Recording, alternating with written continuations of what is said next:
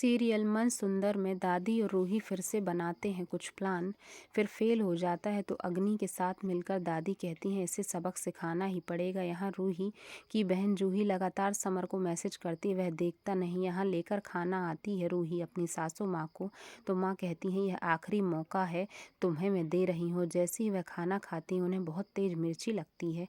जब मिर्ची लगती है तो सारे घर वाले आ जाते हैं और कहते हैं रूही लाई थी खाना। यहाँ दादी फिर से पलक के पीछे आती हैं, उसके घर में पानी भर जाता है और उसे रूम नहीं मिलता, तो कहती हैं चलो मेरे घर रह लेना, छोटा सा भले ही है लेकिन दिक्कत कुछ नहीं है, मैं तुम्हारा बहुत ख्याल रखूंगी। और फिर वह ले जाती हैं अपने घर। यहाँ अग्नि कहती है टेस्ट करो खाना, इसमें कुछ नहीं है, तो उसके बनाए खाने में कुछ नहीं होता और जो खाना खाया था सासू माँ ने उसमें मिर्ची होती है। फिर जो सास होती हैं वह कहती हैं कि आज मैं एक फ़ैसला ले रही हूँ, भगवान खाटू श्याम का पर्दा बंद कर दो, तो उनकी बेटी बंद कर देती है और वह बोलती हैं जब तक इस घर से कलेश दूर नहीं हो जाता तब तक मैं भगवान की पूजा नहीं करूँगी, ना ही कोई और करेगा।